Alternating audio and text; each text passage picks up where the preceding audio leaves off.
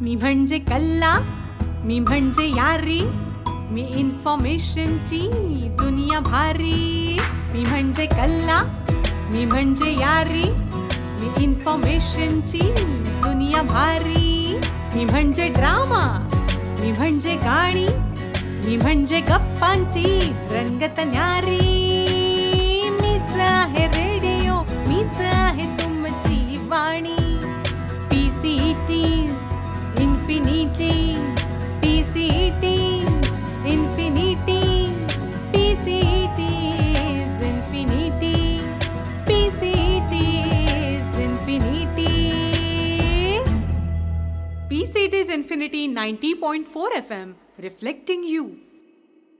श्रोते हो, आपण ऐकत आहात PCT's इन्फिनिटी 90.4 FM अखंड वारी. या वारी विशेष कार्यक्रमात मी तुमचं अगदी मनापासून स्वागत करते. लहानपणीच आपल्या कानावर पखवाज वादन पडतं आणि ही पखवाज वादनाची आवड अगदी जागतिक लेवलला येऊन पोचते. श्रोते हो, आज आपल्याला ऐकायला मिळणार आहे अनुजाचा जागतिक स्तरापर्यंतचा पखवाज वादनाचा प्रवास आणि पखवाज वादनसुद्धा. आणि अनुजाशी संवाद साधलाय श्रीकांत चौगुले यांनी. तर श्रोते हो, कार्यक्रमाची सुरुवात करूयात अनुजाने वाजवलेल्या महाकाल वंदनेपासून.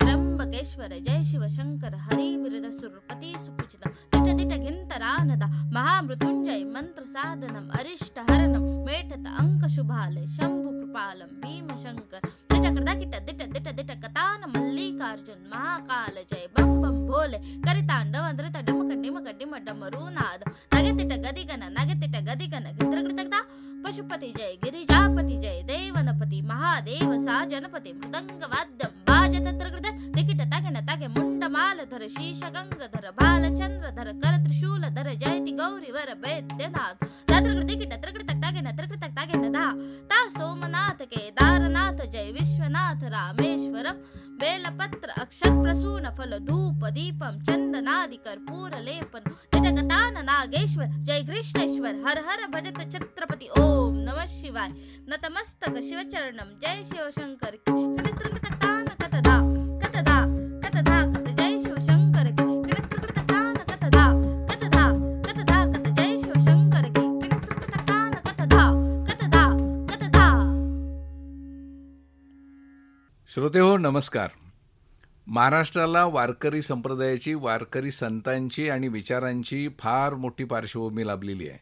ज्ञानोबाऱ्यांपासून तुकोबाऱ्यांपर्यंत आणि या सगळ्या संत विचारांचं मंथन आणि त्याचबरोबर त्याचा गजर दैनंदिन आपल्या मंदिरांमधनं भजन कीर्तनाच्या रूपाने होत असतो.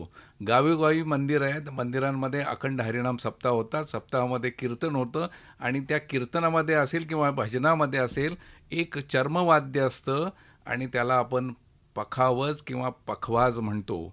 आणि हे वेगळं वाद्य, दमदार वाद्य, आणि त्याचं वादनही तितकंच दमदार असतं आणि ते आपल्याला खूप आनंद देतं. त्या साथीला उत्तम साथ करत असतं. आणि या वाद्याचं वादन करणारे अनेक वादक आपल्याला माहिती आहेत, पण त्यामध्ये महिला वादक हे अत्यंत दुर्मिळ आहेत. आणि अशामधली एक महिला वादक आज आपण पंढरीची वारी विशेष कार्यक्रमाच्या पार्श्वभूमीवर या ठिकाणी विशेष निमंत्रित केलेली आहे, अनुजा बोरुडे शिंदे. अनुजा, तुझं स्वागत. नमस्कार. नमस्कार. अनुजा, आता पंढरीची वारी सुरू आहे किंवा वारीच्या वाटेवर वारकरी आहेत आणि या पार्श्वभूमीवर म्हणजे आता प्रत्येक दिंडीमध्ये भजन कीर्तन रंगलेलं असतं आणि त्याच्यामध्ये एक वाद्य असतं, ते वाद्य म्हणजे पखवाज. आणि ते पखवाज दमदारपणे वाजवलं पाहिजे असं म्हटलं जातं. आणि हे अनेकांच्या गळ्यात पखवाज आपल्याला दिसेल दिंडीमध्ये सगळ्या वारकऱ्यांच्या, पण त्यात महिलेच्या गळ्यात पखवाज असं दुर्मिळ आहे. आणि तू तर पखवाज या वाद्यावर जगभरात भ्रमंती करून आलेस, तर तुला यश उत्तम मिळालं, ते तर आनंदाची गोष्ट आहे. पण ह्या वेगळ्या वाटेवर कशी काय आलीस? आमच्या घरात तसं सांप्रदायिक वातावरण आहे. म्हणजे वडील हार्मोनियम वाजवतात आणि भजन कीर्तन चालू असायचं. पण आमच्या घरात कोणी पखवाज नाही वाजवत. बर. बाबा हार्मोनियम वाजवायचे आणि एक शिबिर होतं वारकरी संप्रदायाचं. पखवाज शिकायला असं म्हणून नाही, बाबांच्या मित्राचं शिबिर होतं म्हणून मी त्या शिबिरात जायचे आणि तिथेही 50 मुलांमध्ये मी एकटी मुलगी होते.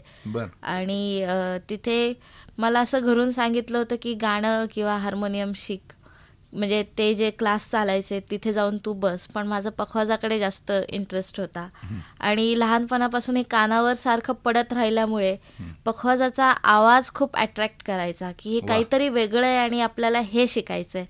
मग मी माझ्या घरी सांगितलं बाबांना, वडिलांना, तर ते म्हणाले की ठीक आहे, तुला शिकायचंय तर आपण जाऊ. मग ज्या गुरुजींकडे गेले मी, त्या गुरुजींनी सुरुवातीला मला असं म्हटलं की तू मुलगी आहे आणि तू म्हणजे हे वाद्य तुझं नाहीये, मुली वाजवतच नाहीत मुळात. तर माझा थोडा मूड ऑफ झाला आणि मग वडील म्हणाले की आता जर, म्हणजे ते गुरुजींना म्हणाले त्या की आता जर आपण डायरेक्ट तिला नाही म्हणालो तर ती पुढे काहीच करणार नाही. त्याच्यामुळे 2-3 क्लास तिचे तुम्ही घ्या. 2-3 क्लास नंतर तिला वाटेल की अवघड आहे, त्याच्यामुळे तीच सोडून पण असं म्हणून माझं ते चालू झालं आणि जे चालू झालं ते आजतागायत चालूच आहे. म्हणजे बालपणी पखवाजाचे बोल कानावर पडले, ते आवडले आणि तू शिकायची तयारी दाखवली. म्हणजे ह्या वाटेवर कोण नाही, त्यामुळं गुरूंनी तुला सल्ला दिला असताना सुद्धा तू आवडीनं करत राहिलीस. किती छान. मग आता हे करत असताना आता ही आवड हा एक टप्पा झाला, त्यानंतरचा महत्वाचा असतो तो रियाज. रियाजानंतर तुमची औपचारिक परीक्षा, हे सगळं पार करावं लागतं. तर मग हे तुझं सातत्य किंवा त्या पुढच्या काही गोष्टींमध्ये काय अडचणी आल्या किंवा कशा पार केल्या? अडचणी तर खूप आल्या. म्हणजे जेव्हा मी शिकायला सुरुवात केली त्यावेळी आमचे जे शेजारी होते, आसपासचे लोक, त्यांना आवाजाचा त्रास व्हायचा. अरे बापरे. तर त्याच्यासाठी माझ्या वडिलांनी 8 वर्ष मला रोज, म्हणजे उन्हाळा, पावसाळा, हिवाळा काही बघितलं नाही, रोज बाहेर प्रॅक्टिसला घेऊन जायचे. कुठं जायचे साधारण? ज्ञानप्रबोधिनी शाळा, परत मुकबधीर शाळा. मुकबधीर शाळेत मी जास्त प्रॅक्टिस केली आणि इतर मग नातेवाईक कोणाच्या घरी किंवा मित्रांच्या, म्हणजे वडिलांच्या मित्रांच्या घरी वगैरे असं जाऊन प्रॅक्टिस करायचे. तर त्यावेळेस असं होतं की म्हणजे अशा अडचणी खूप आल्या आणि मी म्हणते की आज त्या अडचणींमुळे मी जास्त वादन खुललं असेल किंवा आज जे काही यश आहे त्याच्या मागे त्या अडचणींचा खूप मोठा हातभार आहे. अशा खूप अडचणी आल्या. परत मी भोपाळला शिकायला गेले होते, तर मी 7 वर्ष तिकडे होते. आई वडिलांना सोडून इतक्या लांब राहणं, त्यात एकतर आपण मध्यमवर्गीय लोक, त्याच्यामुळे मुलीला घराबाहेर पाठवायला थोडं हे होतं. पण माझ्या वडिलांनी, आई वडिलांनी खूप सपोर्ट केला या गोष्टींबाबत. किती छान. म्हणजे एखादी कला अवगत करणं किती अवघड असतं. म्हणजे पूर्वीच्या काळाचं असं आपण म्हणतो की गुरुही राहून पडेल ते कष्ट सोसून शिकायचे लोक, तसं 7 वर्ष भोपाळला राहून तू शिकलीस. बर. आता हे करत असताना म्हणजे आता वारकरी संप्रदाय आणि पखवाज आणि वारकरी संगीत आणि पखवाज यांचं किती अतूट नातं आहे हे तर आपल्याला माहितीच आहे. वारकरी संप्रदायातले 2 दिग्गज पखवाज वादक मला माहिती येतात की त्याच्यामध्ये एक डवरी गुरुजी आणि शंकर बापू आपेगावकर, या दोघांशीही माझा संवाद झाला त्यांच्या मुलाखती घेतल्या. तर मला डवरी गुरुजींनी सांगितलेली एक गोष्ट तुला आठवण करून देतो की आत्ता हे माईक, हे ते साऊंड सिस्टीम, हे सगळं आत्ता आलंय अलीकडच्या 10-20-50 वर्षांमध्ये. हे पूर्वी कीर्तनात नव्हतं सगळं. तर डवरी गुरुजी असं म्हणायचे की 100 टाळात सुद्धा तुमचा पखवाज ऐकू आला पाहिजे, असं दमदार वाजन तुमचं पाहिजे, तेवढा हात तुमचा तयार पाहिजे. मग आता तुझे तर नाजूक हात, मग ह्यात तुला रियाज करताना काय अडचणी आल्या? रियाज करताना अशा काही अडचणी नाही आल्या. फक्त असं असतं की सुरुवातीला थोडे हात दुखायचे लहानपणी, पण एकदा सवय झाल्यानंतर काहीच प्रॉब्लेम नाही. आपण म्हणतो की महिला आहे किंवा मुलगी आहे त्याच्यामुळे तिला म्हणजे नाजूक हात असतात किंवा वाजवायला त्रास होईल वगैरे, तसं मला आजपर्यंत काहीच प्रॉब्लेम जाणवला नाही. म्हणजे मी मुलगी आहे म्हणून मी वाजवू शकत नाही, ही गोष्ट मला वाजवायला अवघड जाते किंवा असं काहीच आजपर्यंत वाटलं नाही.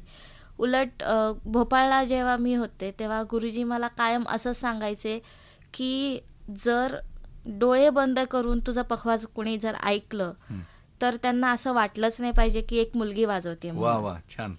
म्हणजे तुझं वादन असंच असलं पाहिजे. तू पखवाज वाजवते तर तू एक्सक्यूज देऊ शकत नाही तिथे. इवन आमच्या गुरुकुलामध्ये श्रमदान करावं लागायचं, म्हणजे जी गुरुसेवा आपण म्हणतो तसं श्रमदान करावं लागायचं. मग काय माती वाहून न्यायची किंवा तांदळाच्या पोतं उचलायचे किंवा तेलाचे डबे उचलायचे वगैरे, अशी जड जी कामं होती. गुरुकुलात किती विद्यार्थी होते तरी तिथे? गुरुकुलात आम्ही 30-35 जण होतो. त्यामध्ये निवासी राहून शिकत होते? हो, त्यामध्ये भारतीय जे होते ते माझ्या मते 20-25 असतील आणि 10-15 बाहेरचे असे परदेशी. हो बरोबर असे. आणि त्यावेळेस गुरुजी मला त्यावेळेस गुरुजी असं सांगायचे की तू पखवाज वाजवतेस ना, मग तू या कामांना, म्हणजे जी शारीरिक जड कामं जी महिला शक्यतो करत नाहीत अशी कामं करताना गुरुजी म्हणायचे की तू एक्सक्यूज तू नाही द्यायचं, कारण तू पखवाज वाजवतेस ना, तू ते स्वीकारायला पाहिजे. कारण आता मी जेव्हा बाहेर जाते तेव्हा तिथे माझं पखवाज उचलायला दुसरी कोणी माणसं येत नाहीत, ते मलाच उचलावं लागणार आहे. त्याची सवय होण्यासाठी म्हणजे तो दृष्टिकोन, इतक्या लांबची दृष्टी ठेवून गुरुजींनी आम्हाला तसं घडवलं. किती छान. आणि त्यामुळे असं महिला म्हणून रियाजात वगैरे काहीच प्रॉब्लेम कधीच नाही. महिला पखवाजवादक असाच विषय आपला चाललाय आता, म्हणून मी म्हणतो अशा किती महिला आहेत की आज तुझ्यासारखं बाबा पखवाज वादन करतायत, अशा माहितीतल्या किंवा काय? माहितीतल्या मी म्हणेन क्लासिकल पखवाज, म्हणजे जे शास्त्रीय पखवाज आहे ते वाजवणाऱ्या महिला फार कमी आहेत. बरं. त्यातल्या म्हणजे मोजक्या 4 की 5 आहेत, त्यात मी पण आहे. मला धरून 4 ते 5 महिला आहेत संपूर्ण देशामध्ये. बरोबर. आणि ज्या प्रोफेशनल लेवलला आज पखवाजात मध्ये काम करतायत, माझी अशी इच्छा आहे की जास्तीत जास्त या महिलांनी या क्षेत्रात यावं. आज महिला प्रत्येक क्षेत्रात पुरुषांच्या बरोबरीने म्हणा किंवा पुरुषांच्या एक पाऊल पुढेच काम करतायत. तर मग हे क्षेत्र मागं नको राहायला असं मला वाटतं. किती छान. आणि त्यासाठी मी क्लासेसही घेते सध्या, आणि महिलांसाठी शक्यतो मोफत किंवा स्वस्त दरामध्ये मुलींचे क्लास घेते, कारण जास्तीत जास्त मुलींनी या क्षेत्रात यावं असा माझा प्रयत्न आहे. आणि मला ज्या अडचणी आल्या, म्हणजे जसं शेजारच्यांनी मला हे केलं, किंवा बऱ्याचदा काय होतं, मुलींचं लग्नाआधी मुली शिकतात, लग्नानंतर मुलींचं बंद होतं, सासरच्यांना आवडेल किंवा जबाबदाऱ्या या गोष्टी आहेत. कारण कलाकारांचं क्षेत्र असं आहे की अर्थार्जनासाठी आपण म्हणू शकतो, पण तसं फिक्स नाहीये. म्हणजे कार्यक्रम आले तर आहे, नाही आले तर काहीच नाही असं. त्याच्यामुळे त्याच्यावर आपण ठामपणे सांगू शकत नाही की बाबा हेच हे करू शकतो. म्हणजे लोकांच्या दृष्टिकोनातून मी म्हणते तर थोडंसं तो सपोर्ट राहायला पाहिजे. जर उद्या कोणत्या मुलीला करायचं म्हटलं पखवाज, तर तिला या अडचणी आल्या नाही पाहिजेत असा माझा प्रयत्न आहे. आणि त्यासाठी मला आज हे करायचंय. उद्या जर एखादी मुलगी म्हणाली की मला हे शिकायचंय, तर तिला सांगता आलं पाहिजे की त्या ताईसारखं करायचंय किंवा अनुजासारखं करायचंय या क्षेत्रामध्ये. म्हणून माझा प्रयत्न आहे की जास्तीत जास्त मुलींनी या क्षेत्रात यावं, आणि मी त्यांच्यासाठी ती म्हणजे अडचणी ज्या आल्या त्या नाही आल्या पाहिजे, हा माझा प्रयत्न राहील. किती छान. म्हणजे इतर मुलींनी शिकावं यासाठी तू प्रेरणा प्रोत्साहन देतेस आणि तुझ्या परीनं काम करतेस, ही खूप छान आणि जमेची बाजू आहे. पण आता बोलता बोलता आपण म्हणलं की शास्त्रीय पखवाज वादन, म्हणजे आता एक असं आहे की पारंपरिक, म्हणजे जे वारकरी संप्रदायातनं बघून शिकतात किंवा एकामेकाच्या ह्यांनी वारकरी संगीतातला आपण शिकतो. तर मग शास्त्रीय पखवाज वादन, द्रुपद गायकीसाठीचं पखवाज वादन आणि वारकरी संगीतातलं, ह्यातलं काय काय सूक्ष्म भेद आहेत किंवा काय वाटतं तुला? वारकरी संप्रदायाचं जे पखवाज वादन आहे ते आता आपण जे लोकसंगीत जे म्हणतो त्यामध्ये मोडू शकतं. कारण वारकरीमध्ये काय आपला एक त्याचा बाज आहे, आपली एक त्याची सुंदरता आहे. ते म्हणजे जेव्हा पखवाजावर गीता मन बरोबर त्याच्यावर डोलायला लागतं, किंवा माणसाचं इच्छा होते की नाचावं आपण ह्याच्यावर. त्याचं एक वेगळं सौंदर्य आहे. ते बोल कसे आहेत तू आता म्हणत होती ना? आता जो एक हरिपाठाचा आहे, गीता घी गीधा ग गीता घी गीता ग गीता घी गीधा ग गीता घी गीता.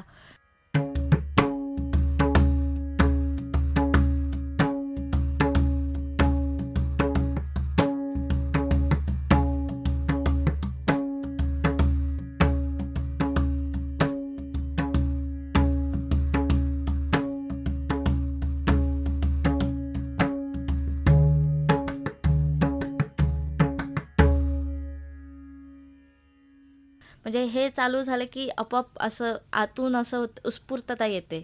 आणि शास्त्रीय पखवाज जर म्हणायला गेलं तर खूप अभ्यास आहे.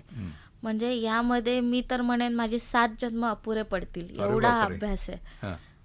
प्रत्येक इतकं काम करून ठेवलंय मोठ्या मोठ्या लोकांनी. म्हणजे कुदो सिंग महाराज म्हणा किंवा नानासाहेब पानसे, ही खूप मोठी दिग्गज होऊन गेलेत माणसं यांमध्ये. आणि फक्त पखवाज म्हणजे नुसतं वाजतंय असं नाही, त्यामध्ये शास्त्रीय म्हणजे गणिती भाग असतो.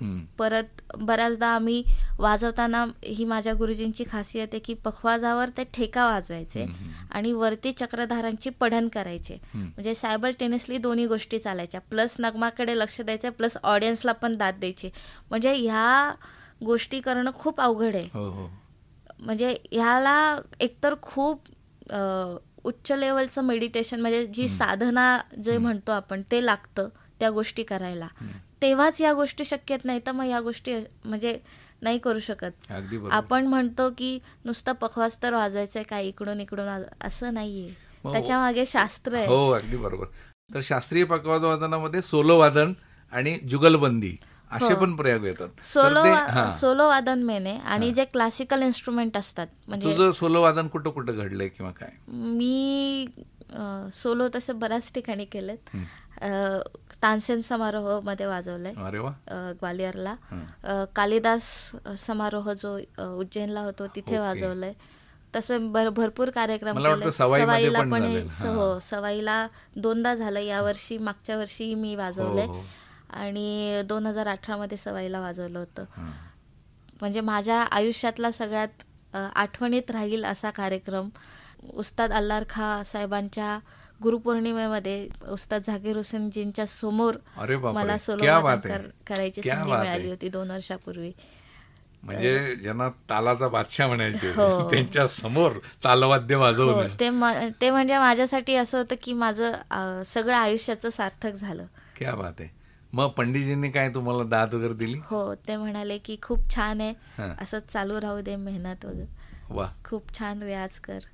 आणि खूप प्रेमाने त्यांनी जवळ वगैरे घेतलं. म्हणजे खूप, म्हणजे त्यांच्यासारखा माणूसच या पूर्ण क्षेत्रात नाहीये. क्या बात आहे. खूप खूप म्हणजे मी जेव्हा स्टेजवर गेले त्यावेळी खूप मला असं टेन्शन, कारण इतका मोठा माणूस ते समोर बसलेत आणि सगळे दर्दी कलाकार.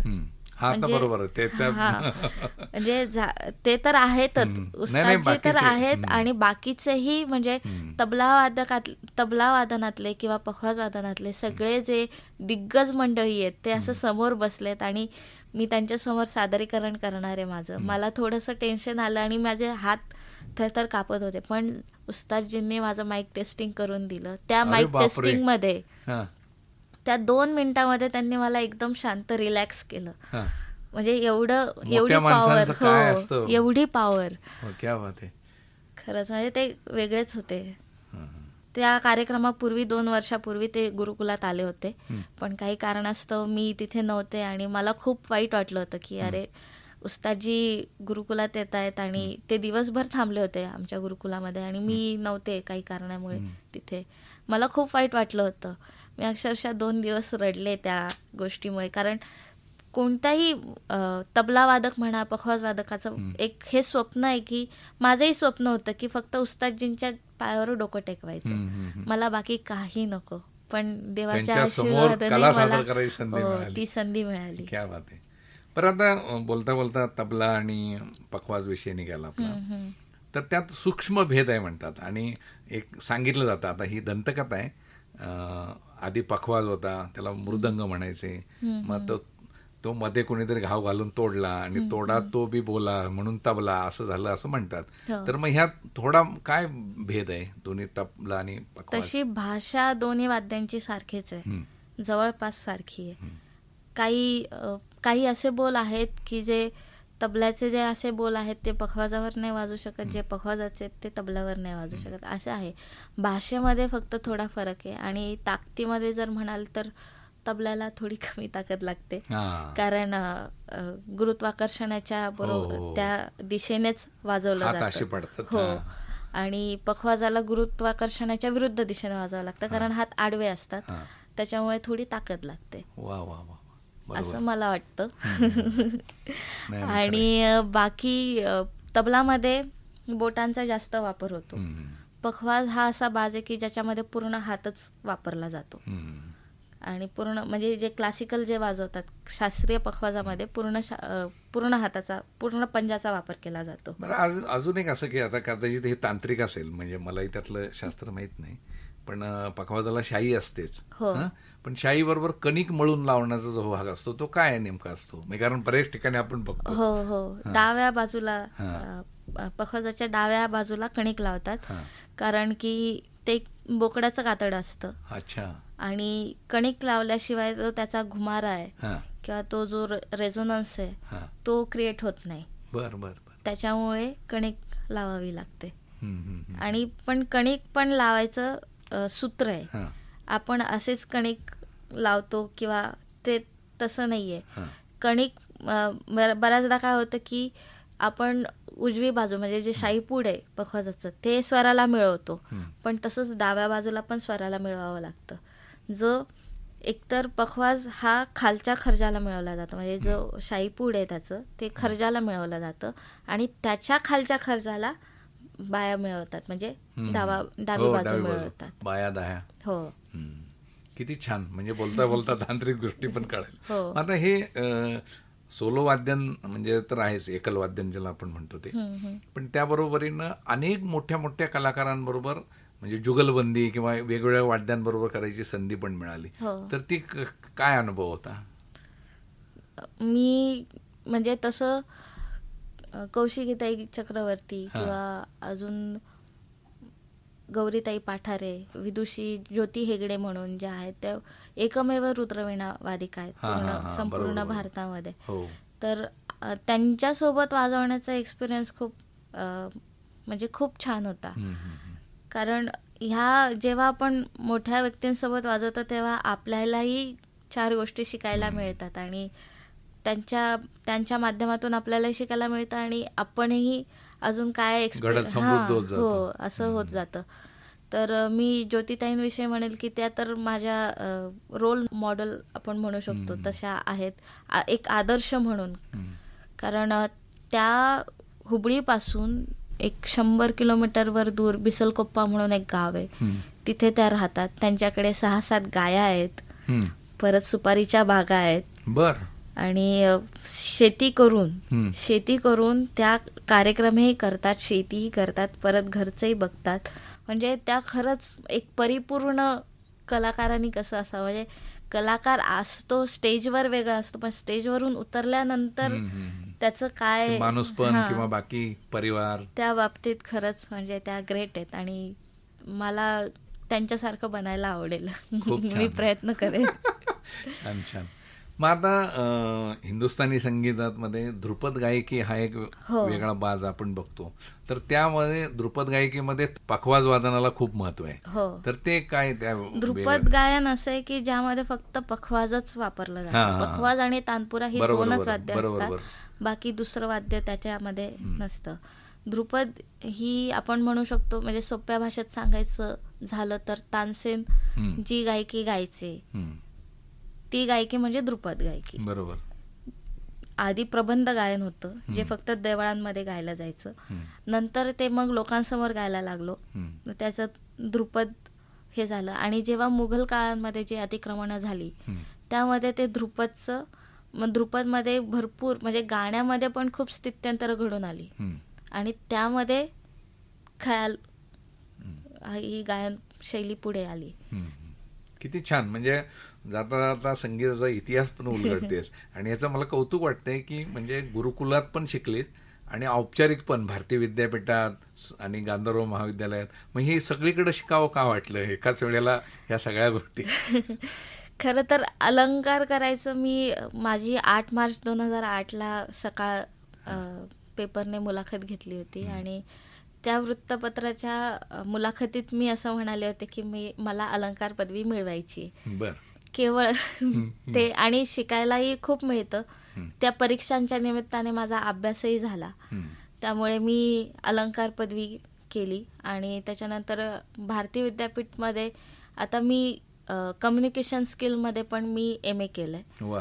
तर त्यावेळी मी भोपाळला होते, त्यामुळे ते एक्सटर्नल करावं लागलं मला. पण मला पूर्ण एक डिग्री, म्हणजे मी पखवाज वाजवते तर मला पखवाजमध्ये डिग्री हवी होती, म्हणून मग मी भारतीय विद्यापीठमधून परत MA केलं.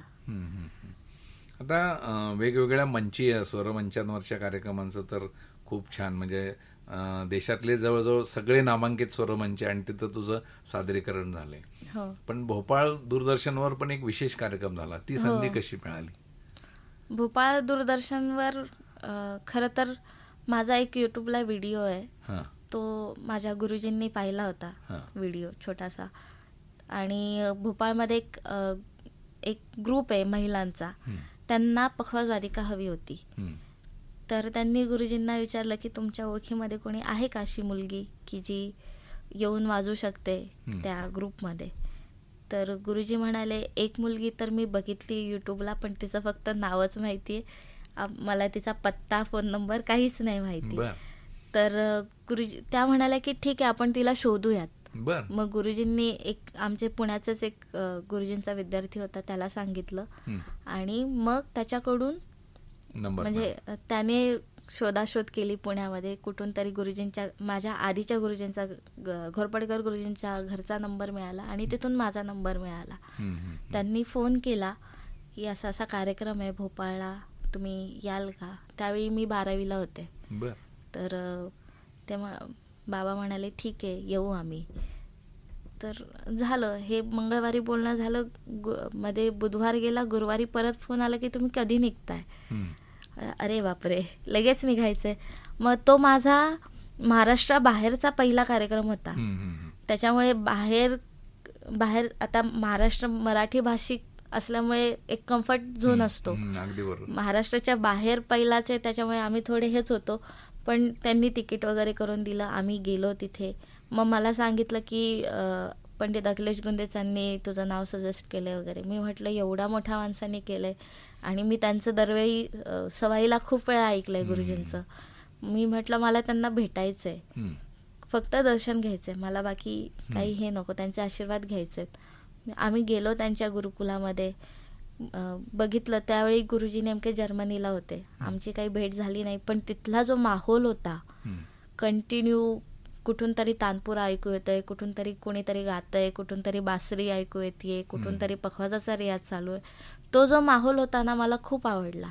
आणि तिथून बाहेर पडायच्या आधीच मी बाबांना म्हटलं की मला इथं शिकायला यायचं.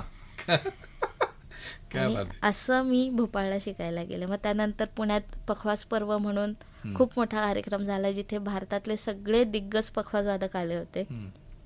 त्या कार्यक्रमात मी गुरुजींना प्रत्यक्ष भेटले, त्यांना सांगितलं मला तुमच्याकडे शिकायला यायची इच्छा आहे. तर गुरुजी म्हणाले की ठीक आहे, मी आधी तुझा इंटरव्ह्यू घेईन. मग मी म्हटलं ठीक आहे. मग त्यांनी बोलवलं आम्हाला, त्यांनी माझा इंटरव्ह्यू घेतला, बाबांचा इंटरव्ह्यू घेतला.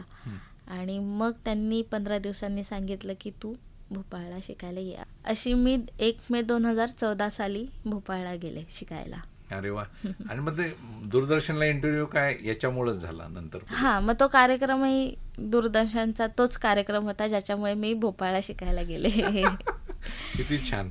आता ही देश पातळीवरची संधी तर मिळत गेली, पण परदेशात अनेक ठिकाणी तू कार्यक्रम केले किंवा अनेक ठिकाणी गेलेली आहे. तर पहिली परदेशातली संधी कुठे मिळाली? सगळ्यात पहिली परदेशातली संधी मला UK ला मिळाली, लंडनला. ती कशी काय आणि तिथं काय सादर केलं? एक वुमन म्युझिक फेस्टिवल होता, त्यामध्ये आम्ही इंडो पाक सिस्टर्स म्हणून जाणार होतो. मी भारतातून, पाकिस्तानची आमची एक गुरु भगिनी आहे आलिया दिदी म्हणून, आलिया रशीद ती, आणि बांगलादेशची एक अमिता सिन्हा महापात्र म्हणून ताई आहे ती, पण त्या दोघी माझ्या गुरु भगिनी आहेत. तर आम्ही तिघी मिळून जाणार होतो, पण काही कारणामुळे आलिया दिदीला विजा न मिळाल्याने आम्ही दोघींनी तो टूर केला होता. मी जवळजवळ 20 दिवस होते UKला. तिथला अनुभव काय, कसा वाटला? खूप छान. म्हणजे लोक, आपल्याकडे असं आहे की भारतामध्ये जितकं लोक भारतीय शास्त्रीय संगीताला अप्रिशिएट करत नसतील, त्याच्यापेक्षा जास्त रिस्पॉन्स बाहेरून आहे. कारण आत्ताही माझ्याकडे 3-4 जण बाहेरून पखवाज ऑनलाईन शिकतायत, वेगवेगळ्या देशांमधून. म्हणजे भारतीय संस्कृती आणि भारतीय शास्त्रीय संगीत ह्या गोष्टींना ते लोक वेगळ्या म्हणजे एक त्यांच्यासाठी आपण कसं देवाला हे करतो तसं एक देव कसा असतो त्याप्रमाणे ते आपल्याला बघतात. आणि आपल्याकडची लोक आता सध्या सगळा पूर्ण काळ वेस्टर्नच्या मागे बरोबर, आपण त्यांच्या मागे लागलोय आणि आपल्या गोष्टींना ते महत्व देतात. हो, आणि मग असं म्हणजे आता माझ्याकडे आमच्या गुरुकुलातही अर्ध्याहून जास्त फॉरेनर्स होते शिकायला. अच्छा. पण मग अजून कोणत्या कोणत्या देशांमध्ये संधी मिळाली आणि तिथं काय सादरीकरण कसं? मी ध्रुपदचे 2 टूर केले, नाही ध्रुपदचे 3-4 टूर केले. एक याला केला युकेला, दुसरा अमेरिकेला झाला. तो आमचा 2.5 ते 3 महिन्याचा दौरा होता, संपूर्ण अमेरिका. आणि त्यानंतर युरोपमध्ये केला आता 2 वर्षापूर्वी, तर तिथेही ध्रुपदचा होता. आणि नंतर एक नैसाम जलाल म्हणून एक सिल्वर फ्लूट वाजवणारी एक आर्टिस्ट आहे. तिने म्हणजे इंडियन म्युझिक आणि वेस्टर्न म्युझिक असं मिळून एक संकल्पना तयार केली होती. त्यावर तिने म्हणजे इंडियन कल्चरवर तिने काही म्युझिक पीस बसवले होते आणि त्यामध्ये ती काही इंडियन वाद्य घेऊन काही वेस्टर्न वाद्य घेऊन असं मिक्स करून तिने लँडस्केप ऑफ इटर्निटी असा तिचा तो बँडचं नाव होतं. त्यामध्ये तिने टिअर्स इन दिल्लीज फॉग किंवा rain drop on silent river वगैरे असे विषय घेऊन त्या कन्सेप्टवर तिने ते म्युझिक पीस बसवले होते. त्यामध्ये सरोद आणि पखवाज अशी 2 भारतीय वाद्य होती. अरे छान. म्हणजे असं वेगवेगळ्या म्हणजे आवडीतनं पखवाज आणि जिद्दीनं शिकल्यानंतर जगभर अनेक देशांमध्ये सादरीकरण, इतका हा कमी वयातला तुझा टप्पा पूर्ण झाला आहे, हे खूप छान आहे. पण आपण वारी विशेषाच्या निमित्तानं किंवा वारीच्या वाटेवर वारकरी असताना बोलतोय, तर मग प्रत्येक दिंडीत एक पखवाजवादक असतो किंवा प्रत्येक भजनी मंडळात एक पखवाजवादक असतो, प्रत्येक मंदिरात एखादा पखवाजवादक असतो.